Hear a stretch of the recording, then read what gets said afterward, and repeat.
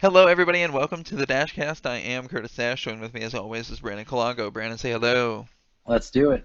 All right, so I have the Week 10 reactions going right here, right? So it's going to be very interesting. Colts Titans. First thing we're going to talk about: Colts blowing out Titans, doubling their score 34-17 in a game that featured not really stellar play on the Titans' behalf. How are you feeling about the Colts throttling of the Titans and the AFC South going forward for both of them? Well, it looks like, based off what I've seen now, that the Colts are in the driver's seat to really take over and win this division. We might have two playoff teams in this division, not because either team, in my opinion, has a shot at the Super Bowl. I don't trust the Titans kicking enough, and the Colts, I don't trust them enough at quarterback still, despite a pretty good game offensively. I think also the final score doesn't quite showcase how close this game was. I wouldn't classify it as a blowout for the Colts. I would say a strong victory. They pretty much had control of the game from the The jump. defense Their continues to defense is be, very strong. yeah. Um, Very tough game for the Colts coming up, though. We'll talk about that soon as well, because we have the Green Bay Packers facing the Colts. And do you have any closing thoughts on this? Well, I'll just say in forewarning, that could be a tough matchup for Green Bay. Yeah, and I'm glad we're kind of talking about that because I do want to talk about Green Bay very quickly. Obviously, the Green Bay Packers played the Jacksonville Jaguars, a game that is important to us on both accounts because we obviously, as well as rooting for Green Bay, they are my team number one. But living in Jacksonville, we have kind of adopted the Jaguars as our team. Jacksonville played very well, man. You were watching the game. I was watching Red Zone. How are you feeling about the Jaguars' loss there? And how are you feeling about maybe their chances against the Steelers next week? Just a glimpse, if you want to talk about it, just a glimpse. Oh well, no. I mean, as far as the Jags are concerned, I love to see them fight, and I actually thought they were going to win. It was a pretty impressive late game performance by Green Bay to come back from that. It looked like at a good portion of the game that the Jags were going to pull away, but they played tough, and as long as we're tanking for Trask, then I like what we're going to have in the years coming forward. Yeah, I want to talk about as continue to be on this subject. Garrett brought up something very interesting when we were talking about the loss. He's like, "Well, we played well, the game was close, and I'm still going to keep my draft pick." And honestly, that is a very good way to look at it. I really did think that Green Bay was in danger of losing this. I've heard other Green Bay fans say that they had no chance of losing this game. I was definitely nervous. Not gonna lie. Of course, Aaron Rodgers Oh, continues to be Aaron Rodgers. Go ahead. can we take a moment just to point out some Jags defense though? I mean, Absolutely, go for it. C.J. Henderson with the forced fumble, nice interception on Aaron Rodgers. He doesn't throw a lot of those. No, he does not. That is definitely something great for him. I know he forced that fumble, which is just crazy. We were talking about this off air too. Green Bay continues to not be able to stop the run, and that is frightening going forward. Oh, and poor Frightening. Robinson. I've never seen a guy have so many game breaker runs that don't count. This poor guy should have an extra 50 to 100 yards a game, but they get called back. All right, so let's go ahead and jump ahead here. Let's talk about Tom Brady. As Tom Brady continues to shut his critics up, he throws for 3 TDs after very poor performance against the Saints, which we'll get to them in a separate minute here. In previous weeks, he did not do well. Tom Brady now he is doing extremely well. How you feeling about Tom Brady, man? Well, I was never worried about Tom Brady. Of course. What I was worried about was really the coaching, and Yeah. so I loved how they mixed it up this game. They didn't get away from Roe Jones and running the ball, and boy oh boy did he ever have a run. I think he set a franchise record Yeah. for What a run.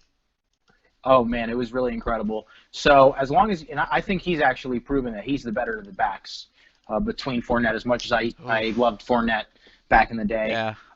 Tampa Bay is coming together nicely, but because they did a better job of being unpredictable in terms of run or the pass, they were basically 50-50 this game. Against the Saints, I think they only tried running it 5 times. That is a lot of pressure to put on Tom Brady, with especially with the Saints having such a good four-man front.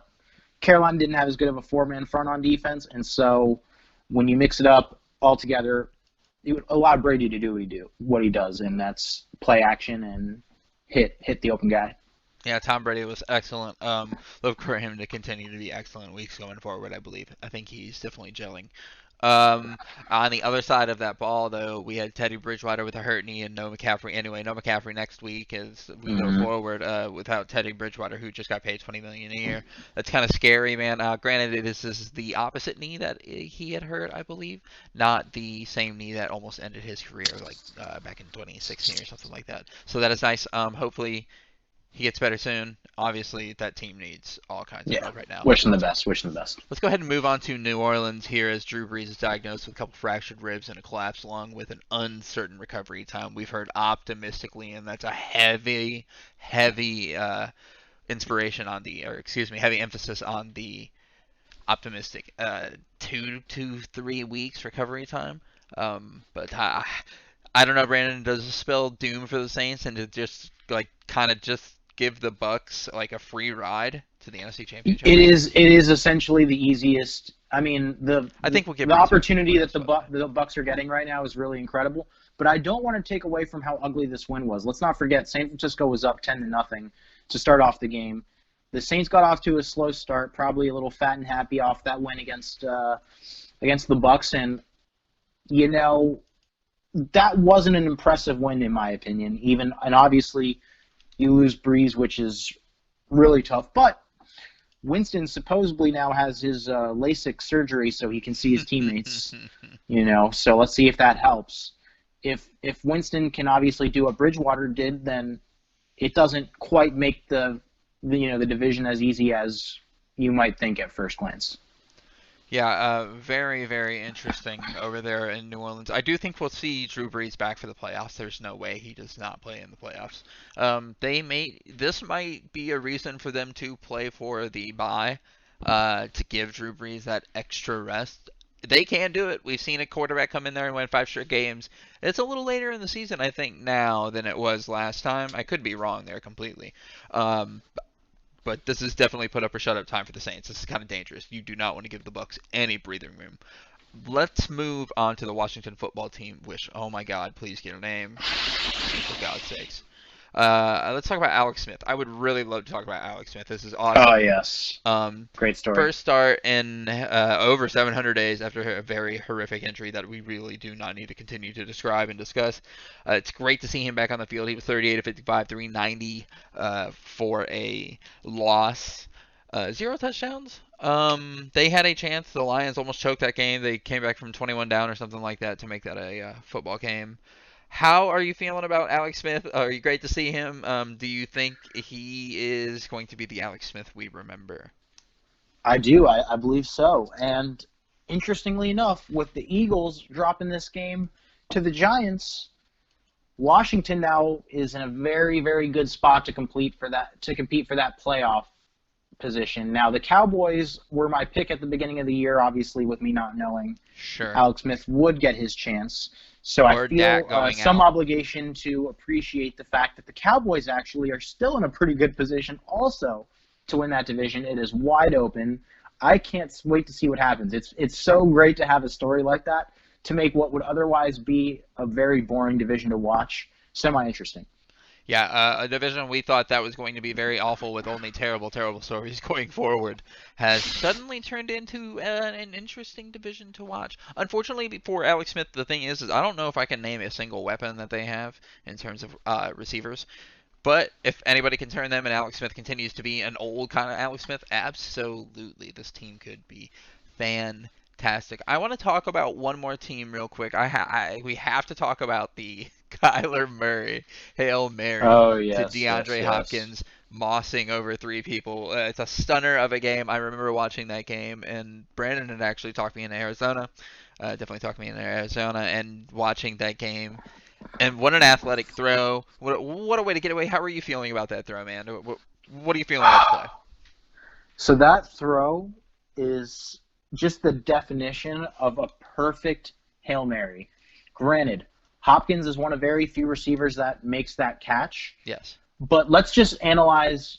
Hopkins has at least an inch on all of those defensive backs. Three defensive backs that are top notch, very, very high quality, highly skilled defensive backs.